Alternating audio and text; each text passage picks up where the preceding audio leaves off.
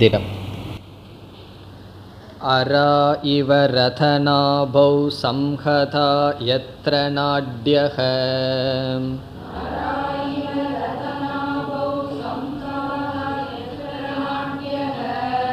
ஸ ஏஷோந்தஸ்சரதே பகுதா ஜாயமானஹ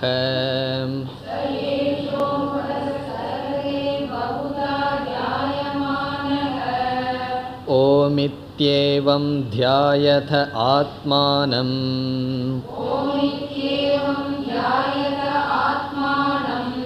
ஸ்வஸ்திவ பாராய தமஸ பரஸ்தாத்.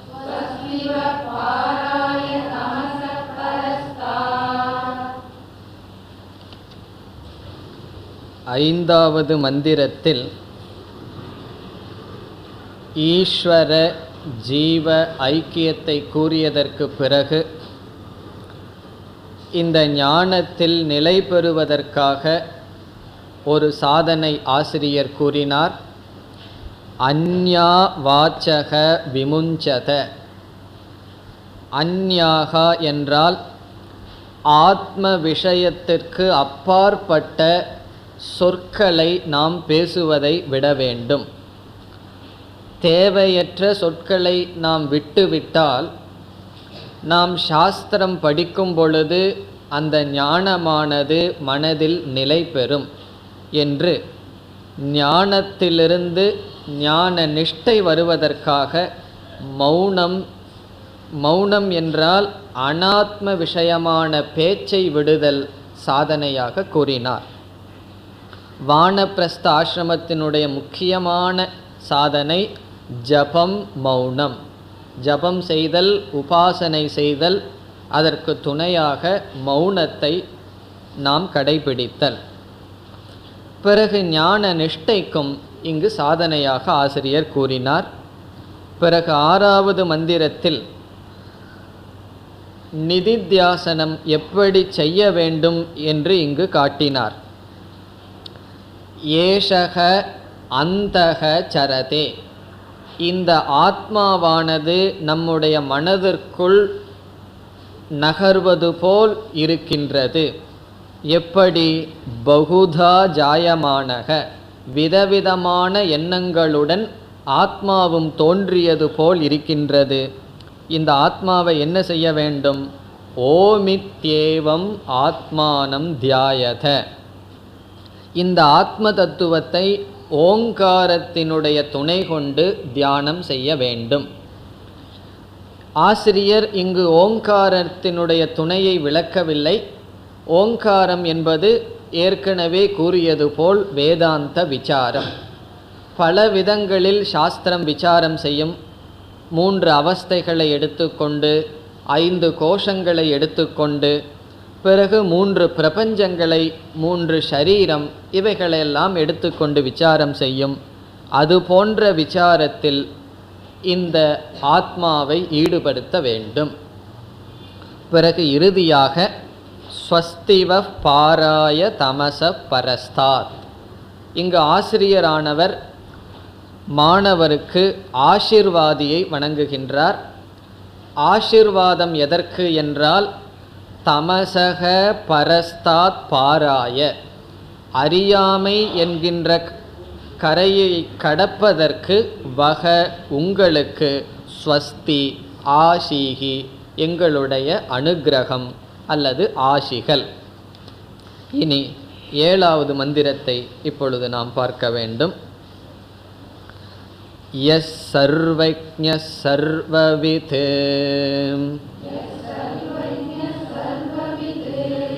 யஸ்யைஷ மஹிமா புவி திவ்யே பிரம்மபுரே ஹேஷக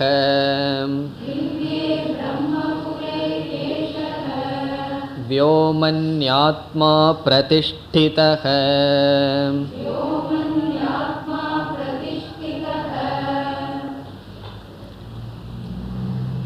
இந்த மந்திரமும் ஈஸ்வர ஜீவ ஐக்கியத்தையே சொல்கின்றது. இந்த அத்தியாயத்தில் வருகின்ற பல மந்திரங்கள் மகா வாக்கிய மந்திரங்கள் ஜீவ ஈஸ்வர ஐக்கியத்தை காட்டுவது. அதைத்தான் இங்கும் செய்யப்படுகின்றது.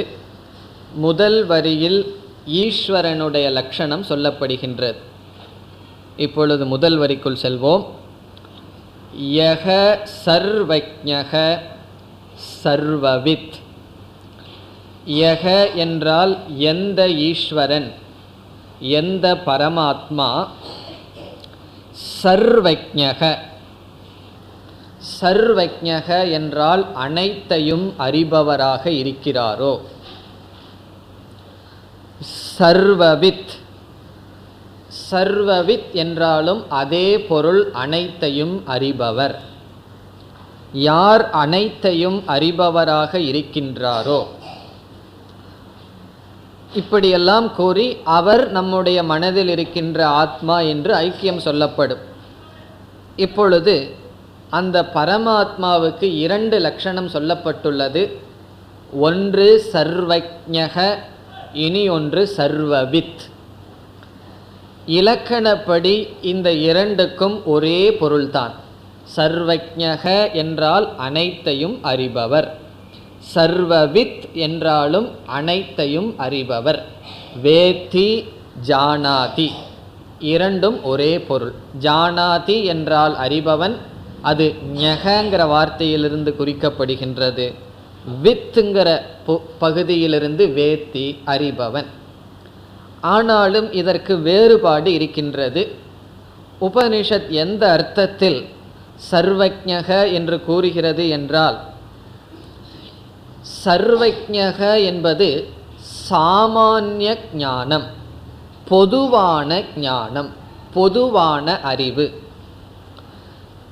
சர்வவித் என்றால் விசேஷ ஞானம், குறிப்பான அறிவு.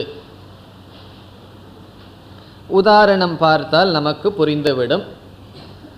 நாம் ஒரு கடைக்கு செல்கின்றோம். அந்த கடையில் களிமண்ணினால் விதவிதமான பானைகள் செய்யப்பட்டுள்ளது. அனைத்து பானைகளும் களிமண்ணினாலேயே செய்யப்பட்டுள்ளது. அப்படிப்பட்ட கடைக்கு நாம் செல்கின்றோம்.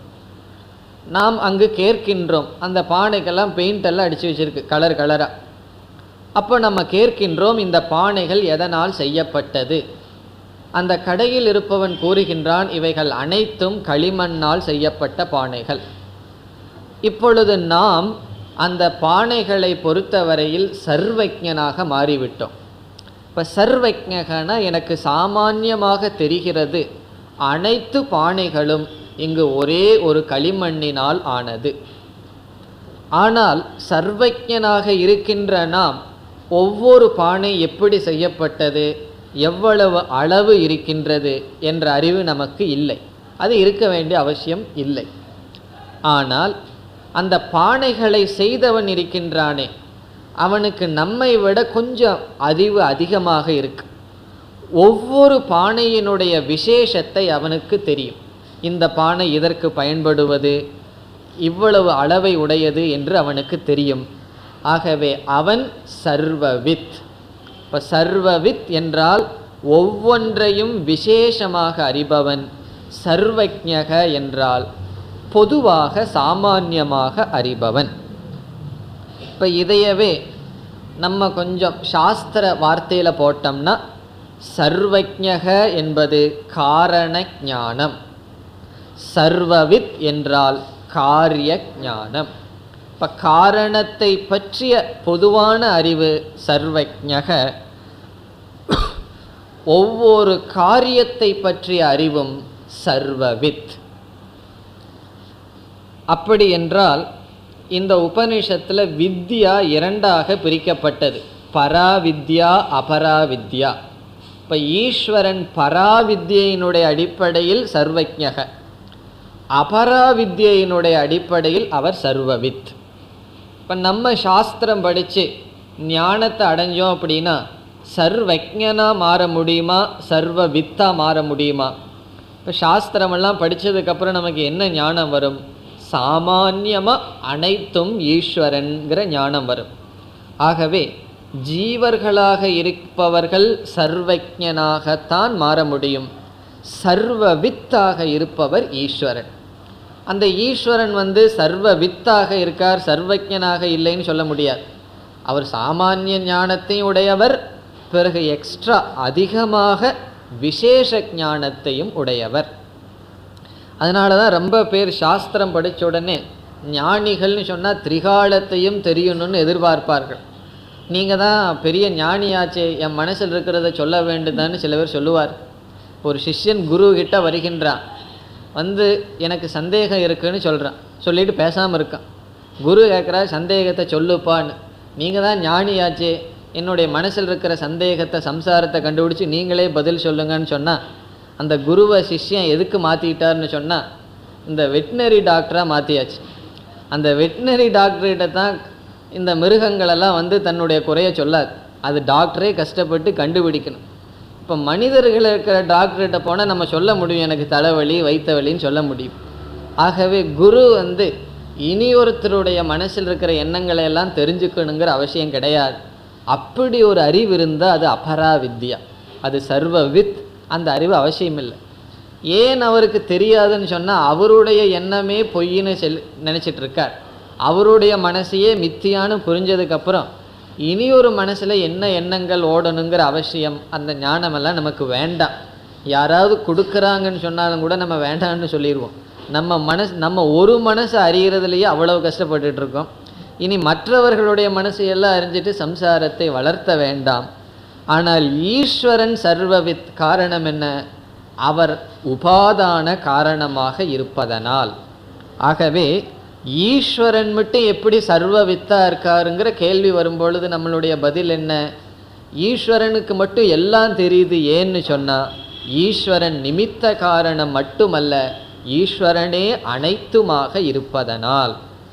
ஆகவே ஈஸ்வரனே எல்லா மனமாகவும் எல்லா சரீரமாகவும் இருப்பதனால் அவர் சர்வவித்தாக இருக்கின்றார். இப்போ நம்ம ரெண்டு காரணம் சொல்கிறோம், சர்வஜ்ஞக சர்வவித்துன்னு சொல்கிறதுக்கு. சர்வஜ்ஞகங்கிறதுக்கு முதல் விளக்கம் காரண ஞானம். அவர் காரண ஞானத்தை உடையவராக இருக்கின்றார். சர்வவித்துன்னு சொன்னால் காரிய ஞானம், அனைத்தும் படைக்கப்பட்டதையும் அறிபவராக இருக்கின்றார். இது முதல்.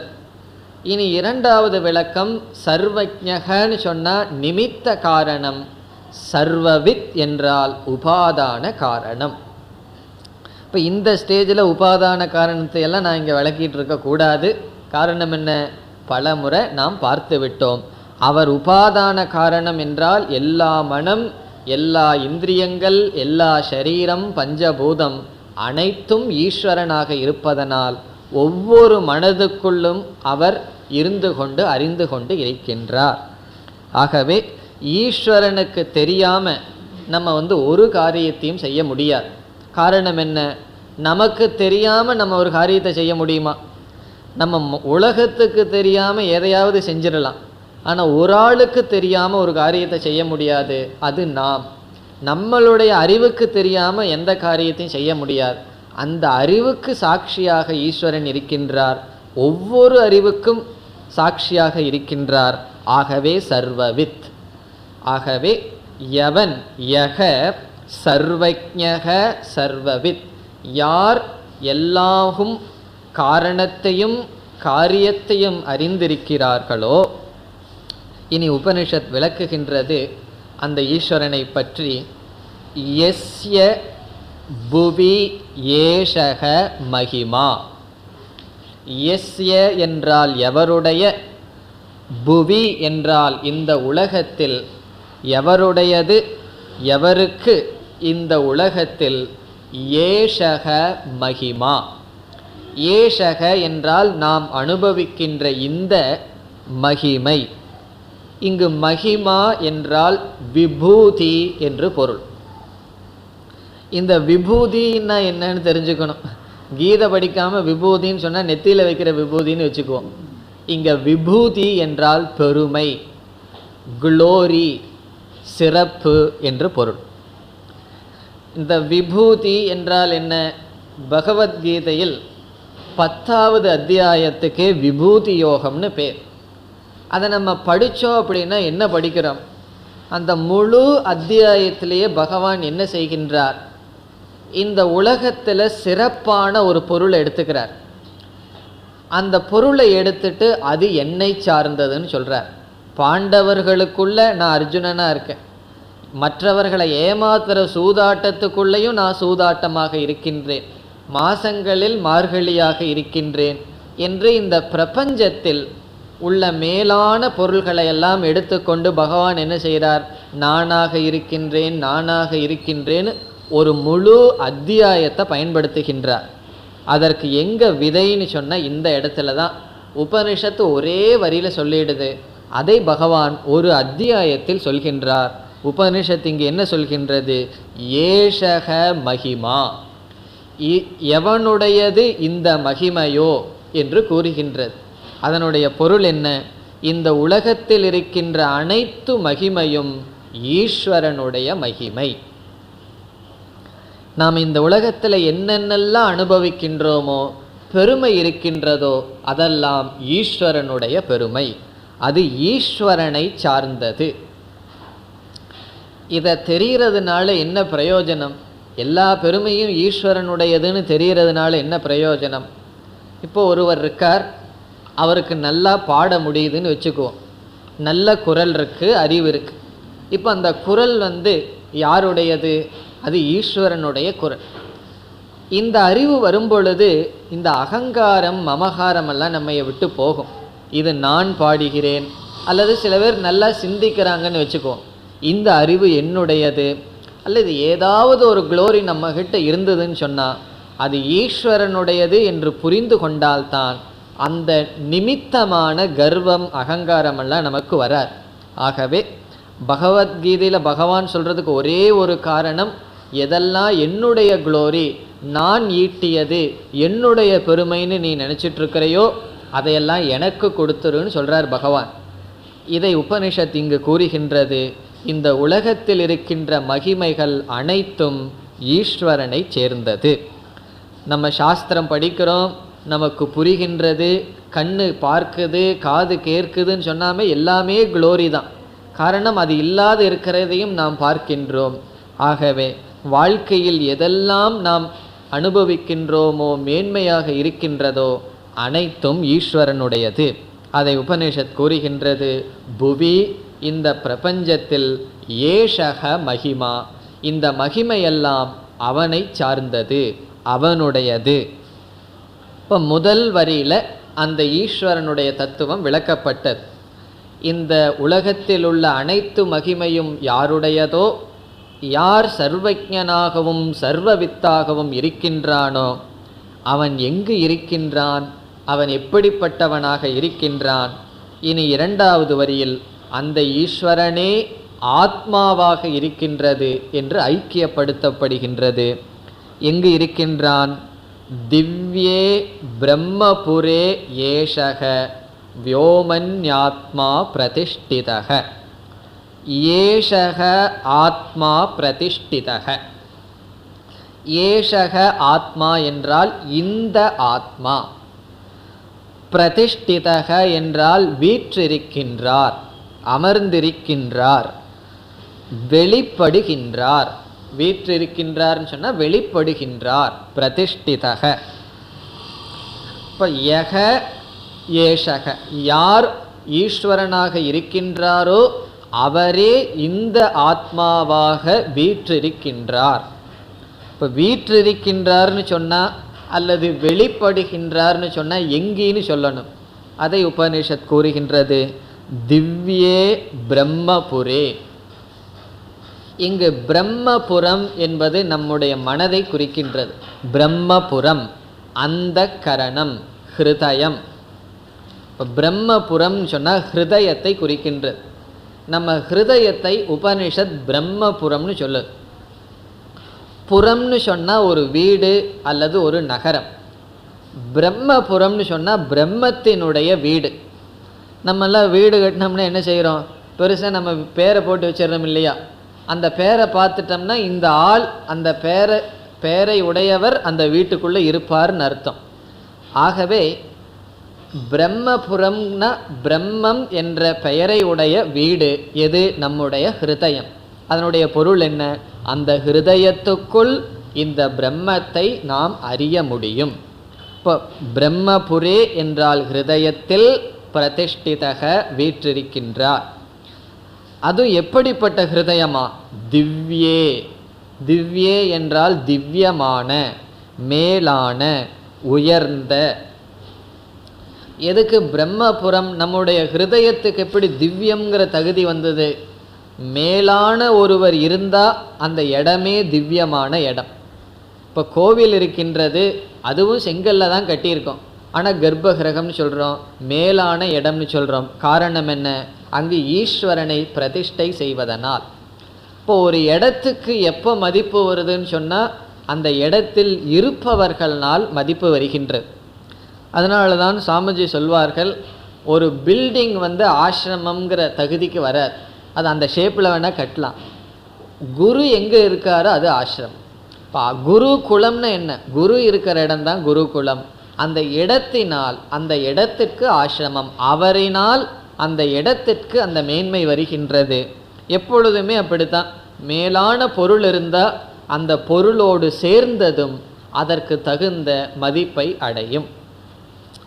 தங்க நகைகள் வச்சிருக்கிற பெட்டி இருக்கே, அந்த பெட்டியே ரொம்ப அழகாக இருக்கும். காரணம் என்ன? மேலான பொருள் வைத்திருந்தால் அந்த பெட்டியும் அந்த பொருளை வைத்திருக்கின்ற இடத்திற்கும் மேலான தகுதி வருவது போல் இங்கு திவ்யே பிரம்மபுரே, நம்முடைய மனசுக்கும் திவ்யமான பிரம்மபுரம் என்று சொல்லப்படுகின்றது. அங்கு யார் இருக்கின்றார்? ஏஷக ஆத்மா. எதில் இருக்கின்றார்? வியோமணி. வியோமணி என்றால் மனதிற்குள். பிரம்மபுரம் என்றால் ஹிருதயம். அந்த பிரம்மபுரம்ங்கிற ஹிருதயத்திற்குள் என்ன இருக்கின்றது? மனம் இருக்கின்றது. அந்த மனதிற்குள் ஏஷக ஆத்மா பிரதிஷ்டிதக, இந்த ஆத்மாவானது அமர்ந்திருக்கின்றது, வெளித்தோற்றத்திற்கு வருவதற்கு காத்திருக்கின்றது. இப்போ இறுதியாக என்ன பொருள்னு சொன்னால் மனதில் இந்த பிரம்மத்தை அறிய முடியும். இப்போ இந்த மந்திரத்தினுடைய சாரம் ஈஸ்வரனுடைய லட்சணத்தை சொல்லி மனதில் இருப்பதாக சொல்வதிலிருந்து அந்த ஈஸ்வரனை மனதில் நாம் அறிய வேண்டும். எப்படி அறிய வேண்டும்? ஆத்மாவாக அறிய வேண்டும், நானாக அறிய வேண்டும். இப்போ இதிலிருந்து மோட்சத்திற்கு மனசு வேண்டுமா வேண்டாமாங்கிற கேள்வி வரும் பொழுது நமக்கு என்ன பதில் கிடைக்கின்றது? மோட்சத்தை அடையணும்னு சொன்னால் நமக்கு மனம் தேவை. ஏன்னா சில தத்துவவாதிகள் இருக்கிறார்கள், அவர்கள் என்ன சொல்வார்கள்? மனதை நாசம் பண்ணுறது தான் மோட்சம்னு சொல்வார்கள். இந்த மனசு இருக்கிற வரைக்கும் மோட்சம் இல்லை என்பார்கள். அது தவறு. இந்த மனம் நமக்கு மோட்சத்துக்கு தேவை. அது எப்படிப்பட்ட ஹிருதயம்? திவ்யே பிரம்மபுரே, திவ்யமான ஹிருதயத்திற்குள் இருக்கின்ற மனதில் இந்த ஆத்மாவை அறிய முடியும், அல்லது அந்த ஈஸ்வரனை ஆத்மாவாக அறிய வேண்டும். இனி 8வது மந்திரம். மனோமய பிராணசரீரநேதா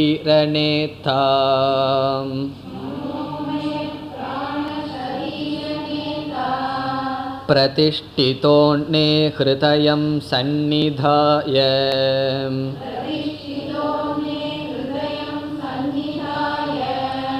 தத் விஜ்ஞானேன பரிபஷ்யந்தி தீராஹ.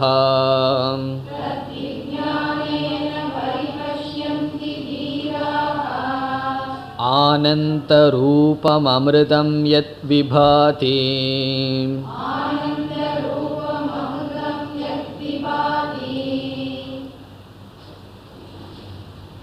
இந்த மந்திரத்திலும் பரமாத்ம ஜீவாத்ம ஐக்கியம்தான் சொல்லப்படுகின்றது. இப்பொழுது முதல் சொல்லுக்கு செல்வோம். மனோமயக. இந்த மனோமயகங்கிற வேர்டு நமக்கு தெரிந்த வார்த்தை தான். 5 விதமான கோஷத்தை பற்றி சொல்லும் பொழுது அன்னமய கோஷம், பிராணமய கோஷம், மனோமய கோஷம் விஞ்ஞானமய கோஷம், ஆனந்தமய கோஷம்னு படிச்சிருக்கோம். இந்த மனோமயக என்பது மனது, இந்திரிய, ஞானேந்திரியங்கள், மனம் என்பது சேர்ந்தது மனோமயகன்னு படிச்சிருக்கோம்.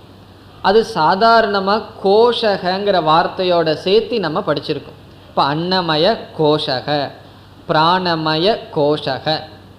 கோஷகன்னு சொன்னால் ஆத்மாவை மறைப்பது. ஆத்மாவை மறைப்பதுன்னு சொன்னால் நம்முடைய கவனம் அங்கு செல்வதனால் ஆத்மா அறிவதில்லை அப்படின்னு நம்ம படிச்சிருக்கோம். ஆனால் இந்த இடத்தில் கோஷகங்கிற வார்த்தையை உபனிஷத் சேர்த்தவே இல்லை, மனோமயகன்னு மட்டும் சொல்லுது.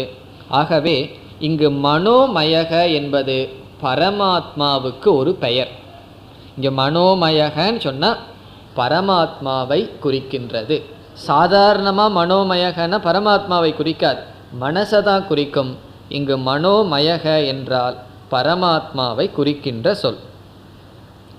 எப்படி என்றால் மனோமயக என்பது மனோவிருத்திபிகி விபாவியதே ஞாயதே இது மனோமயக. மனோமயக என்றால் மனதிலுள்ள விருத்தி, விருத்தி என்றால் எண்ணங்களினால், ஞானத்தினால், ஞாயதே அறியப்படுவதனால் மனோமயம். இப்போ மனோமயகங்கிறதுக்கு விளக்கம் மனதிலுள்ள எண்ணங்களினால் அறியப்படுவதனால் பிரம்மத்திற்கு மனோமயம் என்று பெயர். மனதிலுள்ள எண்ணங்களினால் பிரம்மன் அல்லது ஆத்மா அறியப்படுவதனால் அந்த ஆத்மாவுக்கு மனோமயக என்று பெயர். சாதாரணமாக மனோமயகன்னு சொன்னால் மனதில் உள்ள எண்ணங்களை மட்டும் குறிக்கும். இங்கு பிரம்மத்திற்கு மனோமயகன்னு சொன்னால் அந்த எண்ணங்களினால் அறியப்படுகின்ற வஸ்து, அந்த ஆத்மாவுக்கு மனோமயக என்று பொருள். இப்போ நம்மளுடைய மனம் இருக்கின்றது. சாஸ்திரப்படி மனமானது ஜடம். அந்த மனதில் ஆத்மாவினுடைய சைத்தன்ய சொரூபம் பிரதிபிம்பிக்கின்றது. அதனால் விருத்திகள், எண்ணங்கள் ஏற்படுகின்றது. அந்த எண்ணங்களினால் வெளி விஷயத்தை அறிகின்றோம். அதே மனதினுடைய துணை கொண்டு நான் பிரம்ம, நான் ஆத்மா என்றும் அறிகின்றோம். ஆகவே மனோமயக. இனி இரண்டாவது சொல், இந்த ஆத்மா என்ன செய்கின்றதாம்? பிராண ஷரீர நேதா. பிராண ஷரீர நேதா என்றால் சூக்ஷ்ம சரீரத்தை ஸ்தூல சரீரத்திலிருந்து அழைத்து செல்கின்றது. பிராண சரீரம் என்றால் சூக்ஷ்ம சரீரம், பிராண சரீரம் என்றால் சூக்ஷ்ம சரீரம், நேதா என்றால் அழைத்து செல்பவர். இதுவும் பரமாத்மாவுக்கு ஒரு பெயர். எதற்கு நம்மளுடைய சூக்ஷ்ம சரீரத்துக்கு பிராண சரீரன்னு பெயர்? நமக்கு அந்த தத்துவ போதமெல்லாம் ஞாபகத்துக்கு இருக்கணும். சூக்ஷ்ம சரீரம் எவ்வளவு அங்கத்தை சேர்ந்தது என்றால் 19 17 சொல்லலாம். 19 எடுத்துக்குவோமே. 5 ஞானேந்திரியம், 5 கர்மேந்திரியம், 5 பிராணன், மனம், புத்தி, சித்தம், அகங்காரம். இவைகளினுடைய சேர்க்கை சூக்ஷ்ம சரீரம். நம்முடைய ஸ்தூல சரீரத்திலிருந்து யார் இறந்து போகிறார்கள்? இந்த ஸ்தூல சரீரம் போயிடுதுன்னு வச்சுக்குவோம். ஒருவன் இறந்து விட்டால்னு சொன்னால் அதனுடைய அர்த்தம் என்ன? நம்முடைய சூக்ஷ்ம சரீரம் ஸ்தூல சரீரத்தை விட்டுட்டு போயாச்சுன்னு அர்த்தம். அப்படி போகும் பொழுது ஞானேந்திரியங்கள் போகின்றது, கர்மேந்திரியங்கள் போகின்றது, மனம், புத்தி எல்லாம் போகுது. ஆகவே 19 அங்கமும் இந்த சரீரத்தை விட்டு சென்று விடுகின்றது. இருந்தாலும் ஒருவர் இறந்ததற்கு பிறகு நம்ம என்ன சொல்லுவோம்? அவருக்கு ஞானேந்திரியம் போயிடுதுன்னா சொல்கிறோம், அவருக்கு கண்ணு போயிடுதுன்னா சொல்கிறோம், காது போயிடுதுன்னா சொல்கிறோம், பிராணன் போயிடுதுன்னு நம்ம சொல்கிறோம். ஆகவே சூக்ஷ்ம சரீரத்தில் முக்கியமான அங்கம் பிராணன். ஆகவே சூக்ஷ்ம சரீரத்திற்கு பிராண சரீரன்னு ஒரு பெயர். இப்போ சூக்ஷ்ம சரீரத்துக்கு இனி ஒரு பெயர் பிராண சரீரம். அதுக்கு ஏன் பிராண சரீரம் சொல்கிறதுக்கு ஒரு காரணம் இருக்குது. நம்மளுடைய சூக்ஷ்ம சரீரங்கள் பிராணனை தவிர எல்லா அங்கங்களும் சில நேரங்களில் ஓய்வெடுக்குது. இந்த கர்மேந்திரியம் நம்ம தூங்கும்போது ஓய்வெடுக்குது. தூங்கும்போதும் கூட பேசுறது இல்லைன்னு நினைக்கிறேன். சில பேர் பேசுறதில்ல, கையை காலை அசைக்கிறதில்லை. ஆகவே கர்மேந்திரியம் செயல்படுறதே இல்லை. ஞானேந்திரியம் செயல்படுதான்னு அதுவும் கிடையாது. பார்க்கறதில்ல, கேட்கறதில்ல, நுகர்வது கிடையாது. விழிக்கும் பொழுது தான் அது செயலுக்கு வருது. ஆகவே சூக்ஷ்ம சரீரங்களில் சில நேரத்தில் ஒரு அங்கத்துக்கு வேலையே இல்லாமல் இருக்குது. மனது புத்திக்கெல்லாம் கூட வேலை கிடையாது. ஆனால் இந்த பிராணன் என்ன செஞ்சிட்ருக்கு, அது நம்ம தூங்கும்போது நிற்கிறதில்ல. ஆகவே நம்ம உயிரோடு இருக்கிறோமா இல்லையாங்கிறதுக்கு ஒரு குழு வேணுமே, அதுவே பிராணந்தான். சூக்ஷ்ம இந்த ஆத்மாதான் சூக்ஷ்ம சரீரத்திற்கு ஞானம் அல்லது சைத்தன்யம், சேதனத்துவம் என்கின்ற தன்மையை கொடுக்கின்றது. சாஸ்திரப்படி சூக்ஷ்ம சரீரமும் ஜடம். அந்த ஜடமானது போகணும்னா அது எப்படி போகும்? ஜடமானது போக முடியாது. ஆகவே அது செயல்பட வேண்டுமென்றால் அதற்கு அறிவு எங்கிருந்தாவது வரணும். அந்த அறிவை கொடுப்பது ஆத்மா. ஆகவே ஜடமான சூக்ஷ்ம சரீரம் செயல்படுகின்றது என்றால் அதை செயல்படுத்துவது ஆத்மா. ஆகவே ஆத்மாவினுடைய லட்சணம் என்ன? பிராண ஷரீர நேதா. பிராண சரீரம் சூக்ஷ்ம சரீரத்தை அழைத்து செல்பவர். இந்த உலகத்தில் ஒரே ஒரு அறிவு தத்துவம் இருக்கின்றது, ஆத்மா. அதை தவிர்த்து அனைத்தும் ஜடமாக இருக்கு. நம்ம சீக்கிரம் கேட்க போவோம். மனிஷா பஞ்சகம்ங்கிற ஒரு ஸ்லோகத்தில் ஒரு சண்டாளன் வருகின்றான். ஆச்சாரியர் வெளியே போ நீங்குன்னு சொல்கிறார். அவன் ஒரு கேள்வி கேட்குறான். அதாவது, நீங்கள் யாரை உங்களிடமிருந்து தள்ளி போக சொல்கிறீர்கள்? ஜடமான அனாத்மாவையா, ஷரீரத்தையா, அல்லது ஆத்மாவையா? இருக்கிறது ரெண்டு, ஒன்று ஷரீரம், இனி ஒன்று ஆத்மா. ஆத்மா ஜடம். இப்போ ஜடமான பொருளிடம் போய் யாராவது பேசிகிட்டு இருப்பார்களா? இப்போ நீங்கள் வீட்டில் உட்காந்து புஸ்தகத்தோடு பேச ஆரம்பிச்சின்னு வைங்க, என்ன ஆகும்? கிளாஸுக்கு போய் என்ன ஆச்சோன்னு சொல்ல ஆரம்பித்து விடுவார். இப்போ ஜடமான பொருளில் நம்ம பேச முடியாது. ஆகவே நீ ஜடமான சரீரத்தை போன்னு சொல்ல முடியாது. சரி, ஆத்மாவை போன்னு சொன்னால் ஆத்மா தான் எல்லா இடத்துலையும் இருக்கு. அப்போ யாரை போக சொல்கிறேன்னு ஒரு கேள்வி. அதே போல் இங்கே சூக்ஷ்ம சரீரம் செல்ல வேண்டும் என்றால் அது எப்படி செல்லும்? செல்ல முடியாது. இந்த ஆத்மா சைத்தன்யத்தை கொடுப்பதன் மூலமாக சூக்ஷ்ம சரீரத்தை செயல்படுத்துகின்றது. ஆகவே ஆத்மாவுக்கு என்ன பெயர்? பிராண ஷரீர நேதா. இந்த சூக்ஷ்ம சரீரத்தை செயல்படுத்துபவர். மனோமயக, மனதிற்குள் இருந்து கொண்டு அறிவை கொடுப்பவர், அந்த அறிவினால் அடையப்படுபவர். இனி இரண்டாவது வரி. இந்த ஆத்மா என்ன செய்கின்றதாம்? ஹிருதயம் அன்னே சந்நிதாய பிரதிஷ்டிதக. இங்கு அன்னே என்றால் பிசிக்கல் பாடி, இந்த சரீரம், ஸ்தூல சரீரத்துக்கு அன்னம்னே ஆசிரியர் சொல்றார். அன்னம் என்றால் ஸ்தூல சரீரம். அன்னே என்றால் நம்முடைய ஸ்தூல சரீரத்தில் ஹிருதயம் சந்நிதாய. ஹிருதயம் என்றால் நம்முடைய மனதை வைத்து. ஹிருதயம் என்றால் சூக்ஷ்ம சரீரம். இந்த ஸ்தூல சரீரத்தில் சூக்ஷ்ம சரீரத்தை வைத்து, ஹிருதயம் சந்நிதாய என்றால் வைத்து, பிரதிஷ்டிதக.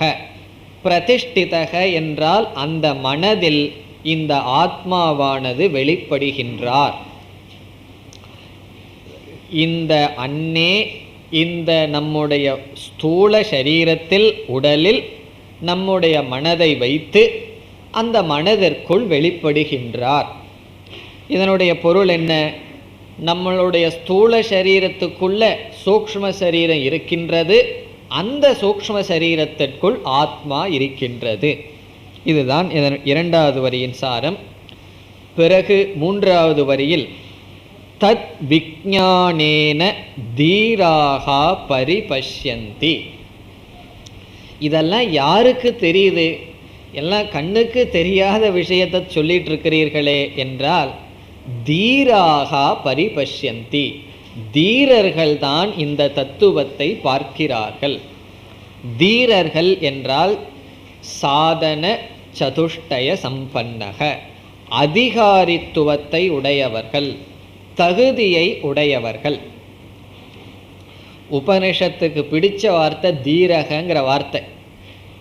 சில இடங்கள்ல தீரகங்கிற வார்த்தை முக்தனுக்கு சொல்லப்படும். தீராகா ந சோச்சந்தின்னு சொன்னா ஞானிகளையும் தீரர்கள்னு சொல்லும். சில சமயங்களில் தகுதி உடையவர்களையும் தீரர்கள் என்று சொல்லும். இங்கு தீரர்கள் என்றால் தகுதியை உடையவர்கள், ஆத்ம அனாத்ம விவேகத்தை உடையவர்கள், சாதன சதுஷ்டய சம்பன்ன அதிகாரினக. அந்த தீரர்கள் பரிபஷ்யந்தி. பரிபஷ்யந்தி, பரின்னு சொன்னா பூர்ணம், சர்வதக பஷ்யந்தி, இந்த தத்துவத்தை முழுமையாக எல்லா காலத்திலும் எல்லா இடத்திலும் பார்க்கிறார்கள். இந்த தத்துவத்தை அவர்கள் தீரர்கள் பார்க்கிறார்கள், தெளிவாக பார்க்கிறார்கள், அல்லது ஆத்மாவை பூர்ணமாக பார்க்கிறார்கள்.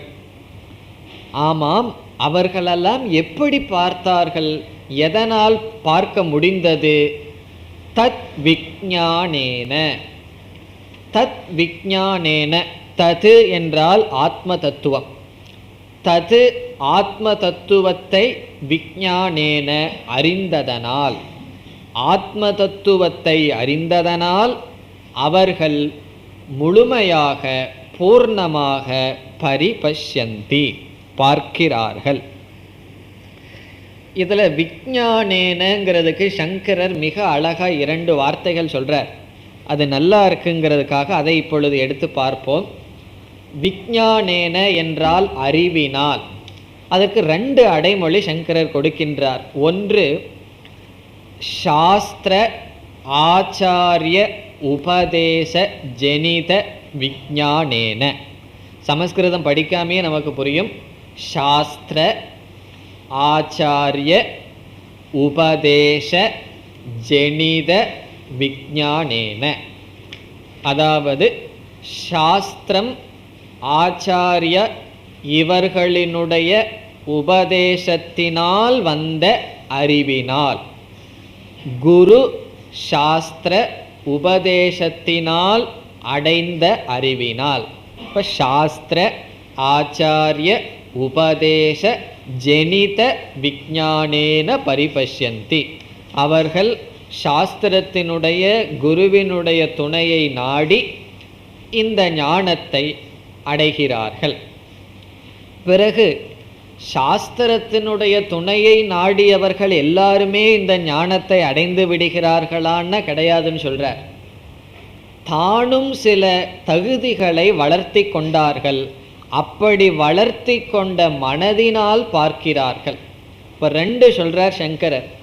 ஒன்று, ஞானத்தை அடையணும்னா குரு சாஸ்திரத்துக்கிட்ட போகணும். நம்மளையே நம்ம தகுதிப்படுத்திக்கிட்டே இருக்கோம். நான் குரு கிட்ட போக மாட்டேன், சாஸ்திரத்துக்கிட்ட போக மாட்டேன்னு சொன்னால் எப்படி இருக்குன்னா, இலையை ரொம்ப சுத்தம் பண்ணிகிட்டே இருந்தால் பசி நீருமா? இப்போ இலையை நம்ம சுத்தம் பண்ணிக்கிட்டே இருக்கோம், அதனால் என்ன பிரயோஜனம்? சுத்தம் பண்ணாமல் இலையில் சாப்பாடு போட்டாலும் அது பிரயோஜனம் இல்லை. ஆகவே நம்மை தூய்மைப்படுத்தி கொண்டே இருந்தாலும் பிரயோஜனம் இல்லை, தூய்மைப்படுத்தாமல் சாஸ்திரம் படித்தாலும் பிரயோஜனம் இல்லை. ஆகவே எப்படிப்பட்ட மனதினால்ங்கிறதுக்கு சங்கரர் கொடுக்கின்ற விளக்கம், சம தம முதலிய சாதனைகளுடன் கூடிய மனதினால். அவர் வேறு சில வார்த்தையும் சேர்த்திட்டார், அது சொன்னால் பயமாக இருக்குமே நான் சொல்லலை. சமதம தியான சர்வ தியாகன்னு வேறு சொல்கிறார். நம்ம சர்வ தியாக நான் பண்ணலையேன்னு பயமாக இருக்கிறதுனால அதை நான் விட்டுறேன். சமதம முதலிய சாதனைகளினால், சாதனைகளுடன் கூடிய மனதினால். வைராகியம் சேர்த்திக்கிறார். வைராகியம் சமம் தமம் முதலிய சாதனைகளுடன் கூடிய மனதினால், குரு சாஸ்திரத்தினால் ஏற்பட்ட ஞானத்தினால் பரிபஷ்யந்தி அவர்கள் பார்க்கிறார்கள். இப்போ உபனிஷத் விஞ்ஞானத்தில் பார்க்கிறார்கள்னு சொல்லுது. சங்கரர் சொல்றார், அந்த விஞ்ஞானம் எப்படி வந்தது? குரு சாஸ்திரம். அந்த விஞ்ஞானம் வருவதற்கு இனி ஒரு முக்கிய காரணம் என்ன? சிஷ்யனிடம் இருக்கின்ற தகுதி. இதனால் பார்க்கிறார்கள். ஆமாம், அவர்கள் பார்க்கின்ற ஆத்மாவினுடைய சொரூபம் என்ன? ஆனந்த ரூபம் அமிர்தம். அவர்கள் பார்க்கின்ற அந்த ஆத்மாவினுடைய சொரூபம் ஆனந்த ரூபம். ஆனந்த ரூபம் என்றால் பூர்ண சொரூபம். அமிர்தம் என்றால் மரணமற்றது, எப்பொழுதும் உள்ளது. ஆனந்த ரூபம் அமிர்தம். இந்த ஆத்மா எப்படி இருக்கின்றது? எது விபாதி. விபாதி என்றால் ஸ்வயம் பிரகாசமாக இருக்கின்றது. மிக தெளிவாக இந்த ஆத்மா இருக்கின்றது. அது ஒரு பொருள் விபாதிங்கிற சொல்லுக்கு. இனி ஒரு பொருள் நாமரூபாபியாம் விவிதம் பாதி. நாமரூபங்களுடன் விதவிதமாக காட்சியளித்து கொண்டிருக்கின்றது. நாமரூபங்களோட சேர்ந்து ஆத்மாவானது ஜொலிர்கின்றது அல்லது மிக தெளிவாக இருக்கின்றது, ஸ்வயமாக பிரகாசிக்கின்றது. எது? இந்த ஆத்ம தத்துவம். அது எப்படி இருக்கின்றது? ஆனந்த ரூபம் அமிர்தம். இந்த ஆனந்தம்ங்கிறத சொல்றது எதற்கு தெரியுமோ?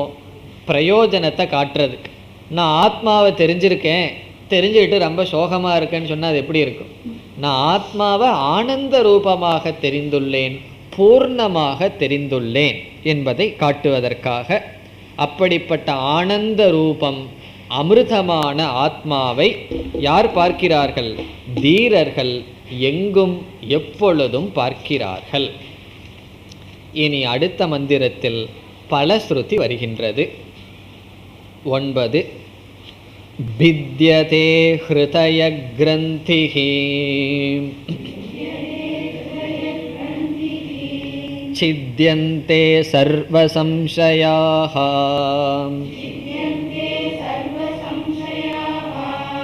க்ஷீயந்தே சாஸ்ய கர்மாணி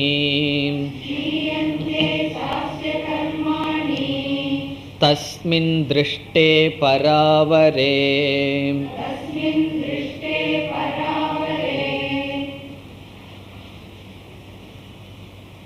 இந்த அத்தியாயத்தில் ஜீவ ஈஸ்வர ஐக்கியம் சொல்லிகிட்டே வந்தது. இப்படியே சொல்லிகிட்டு இருந்தால் சில பேர்த்துக்கு எப்படி தோணும்? போர் அடிக்கிற மாதிரி இருக்கே, என்ன அதையவே திருப்பி திருப்பி சொல்லிகிட்டு இருந்தால் ஜீவ ஈஸ்வர ஐக்கியத்தை சொல்லிகிட்டு இருந்தான்னு தோணும். அப்பொழுது இங்கு ஆசிரியர் என்ன செய்கின்றார்? அந்த ஒரு விருப்பத்தை ஊட்டுவதற்காக இந்த ஞானத்தினுடைய பலனை கூறுகின்றார். பிரசித்தமான ஸ்லோகம். ஞான பலன் இங்கு சொல்லப்படுகின்றது. ஞான பலன் என்றால் எப்படிப்பட்ட ஞான பலன்? இதற்கு முன் கூறிய ஸ்லோகத்திலிருந்து உதித்த ஞானத்தினுடைய பலன், அதாவது ஜீவ ஈஸ்வர ஐக்கிய ஞான பலன். இங்கு பலன் எப்படி சொல்லப்படுகின்றது என்றால் 3 விதமான பலன் சொல்லப்படுகின்றது. 3 விதமாக பலன் பேசப்படுகின்றது. 3 பலம் அல்ல, ஒரே பலம். அது மோட்சம், பூர்ணமானது தான். இந்த சாஸ்திரம் படித்தா எனக்கு 3 பிரயோஜனம் வரும்னு பொருள் அல்ல. அந்த ஒரே ஒரு மோட்சம் 3 விதத்தில் சொல்லப்படுகின்றது.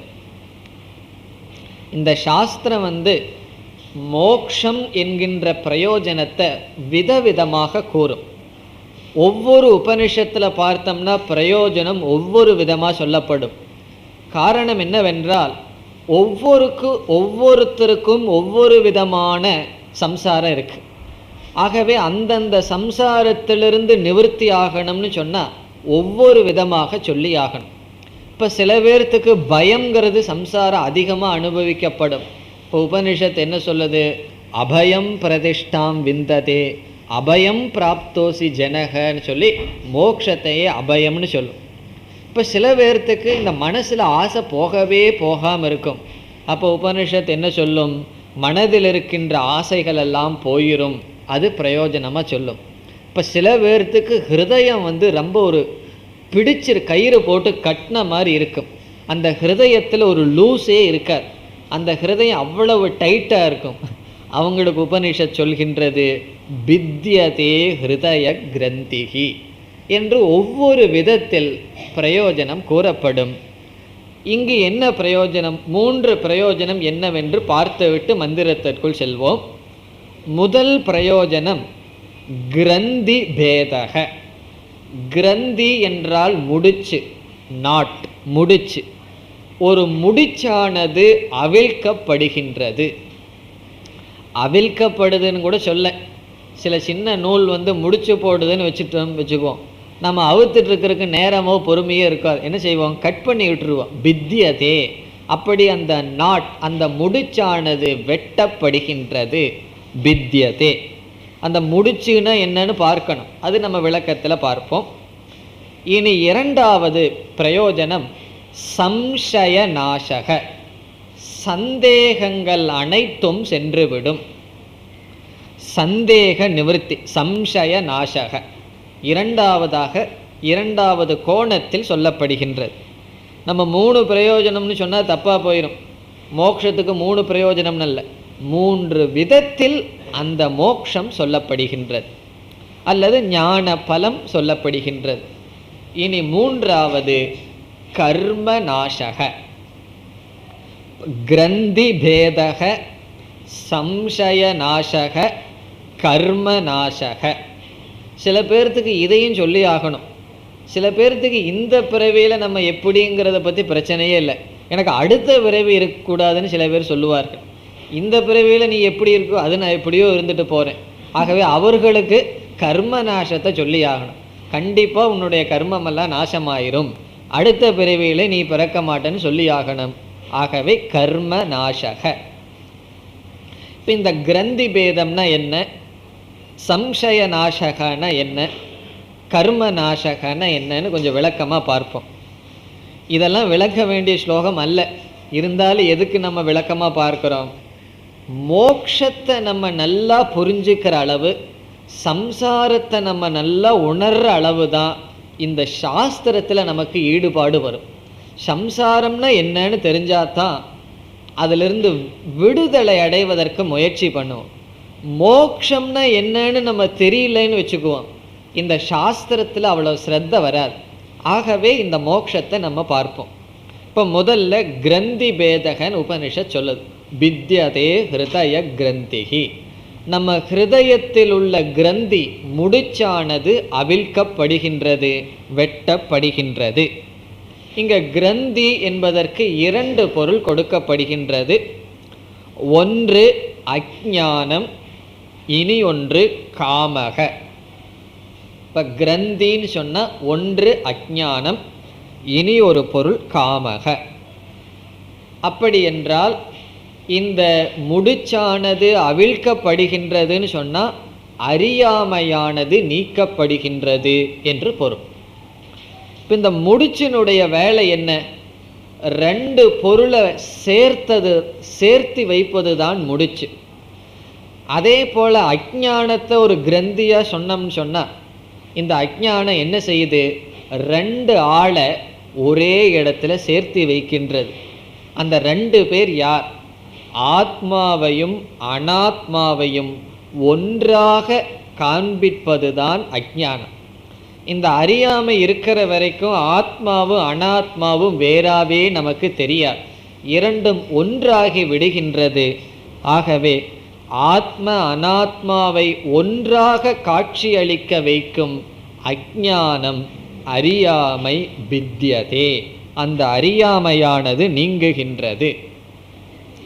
அறியாமல் போயிரும் ஞானம் வந்தான்னு சொன்னால் நம்ம அந்த அறியாமையினால என்ன கஷ்டம்னு தெரியல, தூங்கும்போது அறியாமை இருக்கே சந்தோஷமாக தான் இருக்கேன்னு சொன்னால் இந்த அறியாமை விழிப்பு நிலையில் நம்மை இந்த சரீரம் மனம் இவைகளோடு ஆத்மாவை சேர்த்து விடுகின்றது, அது நீக்கப்படுகின்றது.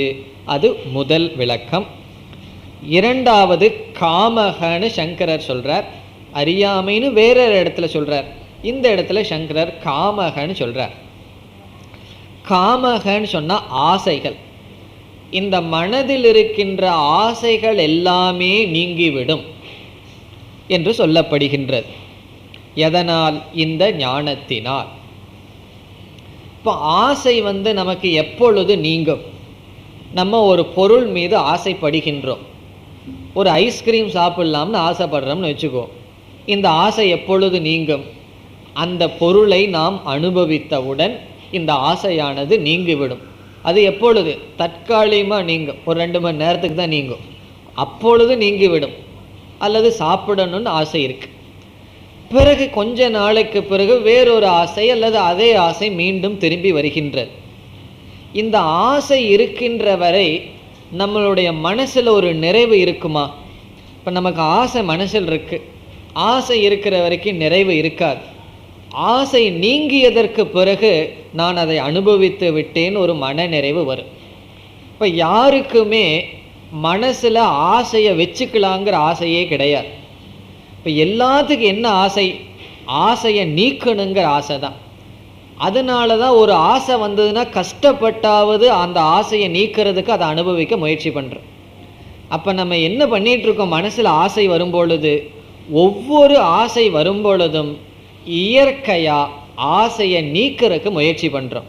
எப்படி நீக்கிறதுக்கு முயற்சி பண்ணுறோம்? நம்ம மனசு என்ன சொல்லுது? ஆசைப்படுற பொருளை அடைஞ்சிட்டா ஆசை போகும். அப்போ என்ன செய்வோம்? எப்படியாவது ஆசைப்படுற பொருளை அடைஞ்சு ஆசையை நீக்குகின்றோம். இப்போ நம்ம எல்லாம் எதுக்கு முயற்சி பண்ணிகிட்டு இருக்கோம்னு சொன்னால் ஆசையை நீக்குவதற்கு நாம் முயற்சி பண்ணுறோம். ஆனால் எப்படி பண்ணிகிட்டு இருக்கோம்? அந்த ஆசைப்பட்ட பொருளை அடைவதன் மூலமாக. அப்படி ஆசையை நீக்க முடியாதுன்னு சாஸ்திரம் சொல்லுது. காரணம் என்ன? அந்த பொருளை அடைஞ்சோன்னா புதுசாக ஆசை வந்துடுது, பிறகு கொஞ்ச நேரத்துக்கு பிறகு மீண்டும் வந்து விடுகின்றது. ஆகவே இப்பொழுது நாம் புரிந்து கொள்ள வேண்டிய கருத்து என்னவென்றால், ஆசையை நாம் ஆசைப்படுவதில்லை, ஆசை வேண்டாங்கிறது தான் நம்முடைய ஆசை. இப்போ ஆசை இல்லாமல் இருக்கணும்னு சொன்னால் என்ன செய்ய வேண்டும்? சாஸ்திரம் சொல்லுது, இந்த ஞானத்தினுடைய பலனே ஆசைகள் உன்னை விட்டு சென்று விடும். அதை அனுபவிச்சு செல்லாது, அவைகள் எல்லாம் பொய், அவைகள் நிலையற்றது என்ற ஞானத்தினால் ஆசைகள் நம்மை மனதிலிருந்து சென்றுவிடும். ஆகவே காமக பித்தியதே கிரந்திகி பித்தியதேன்னு சொன்னால் ஆசை நம்முடைய மனதிலிருந்து சென்றுவிடும். நம்ம வீட்டிலிருந்து மார்க்கெட்டுக்கு போகிறோம், எத்தனையோ பொருள்களை பார்க்குறோம், அத்தனை பொருளும் நம்மளைய பந்தப்படுத்திடாது. எந்த பொருளில் நமக்கு ஆசை இருக்கோ அந்த காமம் என்ன பண்ணும் தெரியுமோ? நம்மையும் அந்த பொருளுக்கும் ஒரு கிரந்தி, ஒரு கட்டு போட்டுரும். வீட்டுக்கு வந்தாலும் கூட அந்த பொருளை தூக்கிட்டே வந்துட்டுருப்போம். எங்கே? மனசில் தூக்கிட்டு வந்துட்டுருப்போம். அது வீட்டுக்குள்ளே வர்ற வரைக்கும் அந்த பொருளை மனசுலேருந்து கீழே வைக்கவே முடியாது. இப்போ புதுசாக ஒரு குக்கர் பார்த்துருக்கீங்கன்னு வச்சுக்கோங்களேன், இப்போ இருக்கிறதுல ரொம்ப கஷ்டமாக இருக்குது. அது வந்துட்டால் ஒரு அரை மணி நேரம் சுலபமாக சமையல் பண்ணலான்னா அந்த குக்கர் உங்கள் மனசுலேருந்து எப்போ வெளியேறிச்சு வைப்பீங்க? அடுப்பறையில் வந்தால் தான் அந்த மனசுலேருந்து ஆசை போகும். ஆகவே ஒரு பொருளையும் நம்மையும் சம்பந்தப்படுத்துவது, கட்டுவது காமக ஆசை. இந்த ஆசைங்கிறது மனோமயத்தில், மனசில் இருக்கிற ஒரு அபூர்ணத்துவத்தை குறிக்கின்றது. அது நீங்கும். எதனால்? இந்த ஞானத்தினால். இப்போ சாஸ்திரம் படித்தோம் அப்படின்னா மனதில் இருக்கின்ற அபூர்ணத்துவம், அந்த நிறைவற்ற தன்மை ஆசையினால் வந்தது. அந்த ஆசைகள் நம்மை விட்டு சென்றுவிடும். நம்ம ஒன்றும் செய்ய வேண்டாம், இந்த ஞானமே ஆசையை நீக்கிவிடும். மேலும் இதற்கு விளக்கம் வேறு இடத்துல பார்ப்போம். இனி இரண்டாவதுக்கு வருவோம். சம்சய நாசக. சம்சய நாசகன்னு சொன்னால் நம்மளுடைய மனதில் நாம் அனுபவிக்கின்ற அபூர்ணத்துவம் ஆசையினால், அதே போல் நம்முடைய புத்தியிலையும் நம்ம ஒரு இன்செக்யூராக இருக்கும். நம்முடைய அறிவில், விஞ்ஞானமய கோஷத்தில் நம்ம மனசு அறிவளவில் நமக்கு நிறைவே கிடையாது. சில பேர் 4 வருஷம் வேதாந்தம் படித்ததுக்கும் கூட எனக்கு இன்னும் உபநிஷத் படிக்கணுங்கிற ஒரு நிறைவு வராது. அல்லது 15 வருஷம் படிக்கட்டும், இனியும் அது படிக்கணும், இது படிக்கணும். நம்ம ரோட்டில் போயிட்டுருக்கோம், யாராவது கூட்டமாக இருந்தால் உடனே என்ன செய்கிறோம்? அது என்னன்னு பார்க்குறோம். ஏன்னா இந்த அறிவில் நமக்கு நிறைவே கிடையாது. பிறகு நம்ம என்னதான் படித்தாலும் சந்தேகங்கள் நம்ம மனசில் இருக்கு. சந்தேகம்ங்கிறது மனசில் வராது, அறிவினுடைய குறையினால சந்தேகம் வருகின்றது. நம்ம மனதில் இருக்கின்ற எல்லா சம்சயங்களும் நாசமடையும் சொல்வதிலிருந்து அந்த புத்தியில் நமக்கு ஒரு நிறைவு வரும் என்று சாஸ்திரம் காட்டுகின்றது. ஆகவே காமநாசகங்கிறது மனக சாமியதி, மனதில் வருகின்ற அமைதி. சம்சய நாசக என்பது புத்திகி சாமியதி, புத்தியில் வருகின்ற அமைதி. அதாவது எந்த விஷயத்தை குறித்தும் நமக்கு சந்தேகம் இருக்காது. தர்ம அதர்ம விஷயத்திலேயோ அல்லது ஆத்ம அனாத்ம விஷயத்திலும் சந்தேகங்கள் நமக்கு இருக்காது. இப்போ சந்தேகத்தினால நம்ம கஷ்டப்பட மாட்டோம். இப்போ பலருடைய வாழ்க்கையை பார்த்தோம் அப்படின்னா சந்தேகத்திலேயே அவர்களுடைய மன நிம்மதியை அழித்து விடுவார்கள். அது உண்மையா பொய்யாங்கிறது வேற இருக்கட்டும், அந்த சந்தேகம்ங்கிறது ஒரு புத்தி, அந்த புத்தியானது நம்மை தொந்தரவு செய்து கொண்டு இருக்கும். ஆகவே அந்த சந்தேகம் நாசமடையும் என்பது இரண்டாவது பிரயோஜனம். இனி மூன்றாவது பிரயோஜனம் கர்ம நாசக, அது விதேக முக்தியை குறித்தது. இந்த ரெண்டும் ஜீவன் முக்தி. நம்ம இந்த பிறவியில் உயிரோடு இருக்கும் பொழுதே எப்படி வாழுவோம்? இரண்டு விதத்தில் வாழுவோம். ஒன்று, மனதில் உள்ள ஆசை நீங்கி அறிவும் அமைதியை அடைந்து நாம் வாழ்க்கையை நடத்துவோம். அந்த இரண்டு பிரயோஜனம் வித்யதே ஹிருதய கிரந்திகி சித்யந்தே சர்வ சம்சயாக என்று கூறப்படுகின்றது. இனி மூன்றாவது பிரயோஜனத்தை அடுத்த வகுப்பில் பார்ப்போம். ஓம் பூர்ணமத பூர்ணமிதம் பூர்ணாத் பூர்ணமுதச்யதே பூர்ணஸ்ய பூர்ணமாதாய பூர்ணமேவாவசிஷ்யதே. ஓம் சாந்தி சாந்தி சாந்தி.